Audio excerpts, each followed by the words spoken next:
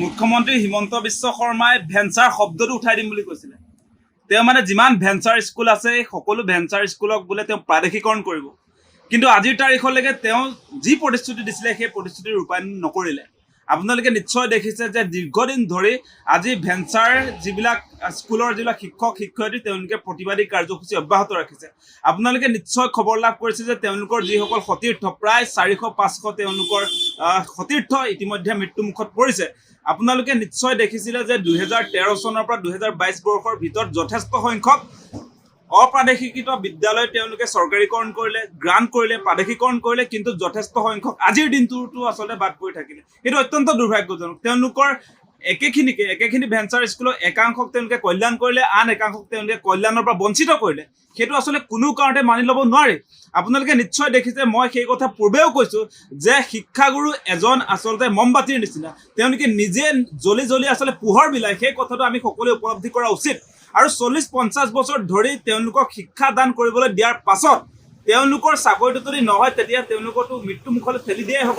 আপোনালোকে নিশ্চয় দেখিছে তেওঁলোক বৰ্তমান সময়ত তিল তিলকৈ জীয়াই আছে। আমাৰ বেয়া লাগে তেওঁলোকে যেতিয়া প্ৰতিবাদ কৰিবলৈ আহে গুৱাহাটীলৈ, আমাৰ অত্যন্ত দুখ অনুভৱ হয় যে সেই ভেঞ্চাৰ স্কুল যিবিলাক শিক্ষাগুৰু তেওঁলোকে ইয়াত প্ৰতিবাদী কাৰ্যসূচী ৰূপায়ণ কৰিছে, তেওঁলোকে আমাৰ সন্মুখত কয় যে চৰকাৰে বাৰম্বাৰ তেওঁলোকক প্ৰতিশ্ৰুতি দিছে, বাৰম্বাৰ প্ৰতিশ্ৰুতি দিয়াৰ পাছতো কিন্তু আজিৰ তাৰিখলৈকে প্ৰতিশ্ৰুতি পূৰণ নহ'ল। আৰু আপোনালোকে নিশ্চয় দেখিছে যে এখন ভেঞ্চাৰ স্কুল কিন্তু সেই শিক্ষাগুৰুসকলে প্ৰতিষ্ঠা নকৰে। সেই অঞ্চলৰ ৰাইজে আচলতে সেই অঞ্চলটোত সেই শিক্ষাগুৰুজনক লগত লৈ ভেঞ্চাৰ স্কুলটো ৰাইজেহে পাতে, ৰাইজে স্কুলখন প্ৰতিষ্ঠা কৰে। ৰাইজে প্ৰতিষ্ঠা কৰা স্কুলখনত শিক্ষকতাহে কৰিছে এতিয়া আপোনাৰ ভেঞ্চাৰ শিক্ষকসকলে। গতিকে সেই কথাটো আমি বুজা দৰকাৰ। ৰাইজে পতা স্কুলখনত ভৱিষ্যতে আচলতে গ্ৰাণ্ট হ'ব বুলি ভাবি, প্ৰাদেশিকৰণ হ'ব বুলি ভাবি তেওঁলোকে শিক্ষকতা কৰিলে। সেই শিক্ষকতা কৰি কৰি আজি 40 বছৰ অতিক্ৰম কৰিলে। তাৰ পাছত যদি আপোনাৰ সেই স্কুলখন প্ৰাদেশিকৰণ নহয় তেতিয়াহ'লে সেই মানুহজনৰ অৱস্থাটো কি হ'ব সেই কথাটো আপোনালোকে ভাবি চাওক। আপোনালোক এটা কথা আমি কৈছোঁ যে তেওঁলোকে পঢ়োৱা ছাত্ৰ ছাত্ৰী বৰ্তমান সময়ত পুলিচ অফিচাৰ্ছ হৈছে, শিক্ষক হৈছে, ডক্তৰ হৈছে, ইঞ্জিনিয়াৰ হৈছে। গতিকে তেওঁলোকৰ মানৱ সম্পদ গঢ়াৰ ক্ষেত্ৰত কিমান অৱদান আছে আপোনালোকে উপলব্ধি কৰি চাওক।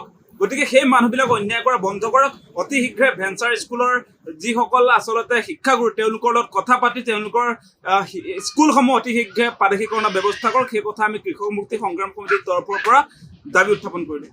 মুখ্যমন্ত্ৰী হিমন্ত বিশ্ব শৰ্মাই ভেঞ্চাৰ শব্দটো উঠাই দিম বুলি কৈছিলে।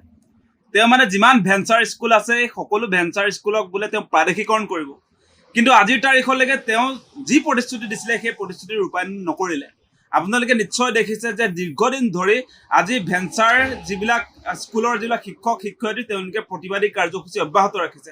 আপোনালোকে নিশ্চয় খবৰ লাভ কৰিছে যে তেওঁলোকৰ যিসকল সতীৰ্থ প্ৰায় 400-500 তেওঁলোকৰ সতীৰ্থ ইতিমধ্যে মৃত্যুমুখত পৰিছে।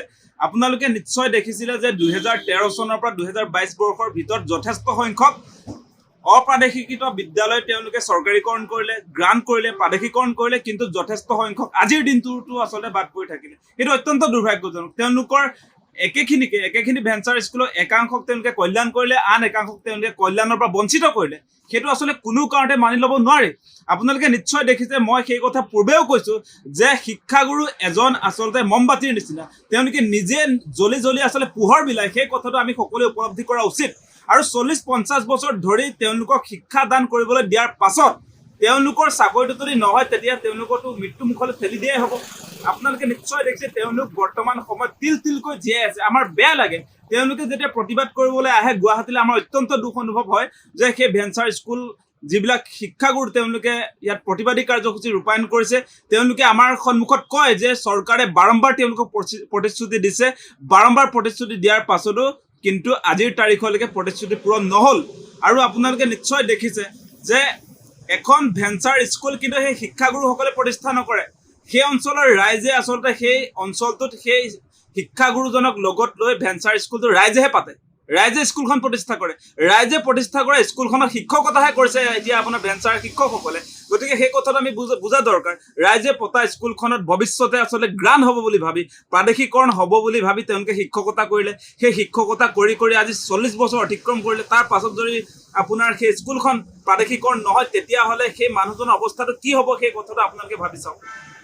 আপোনালোক এটা কথা আমি কৈছোঁ যে তেওঁলোকে পঢ়োৱা ছাত্ৰ ছাত্ৰী বৰ্তমান সময়ত পুলিচ অফিচাৰ্ছ হৈছে, শিক্ষক হৈছে, ডক্তৰ হৈছে, ইঞ্জিনিয়াৰ হৈছে।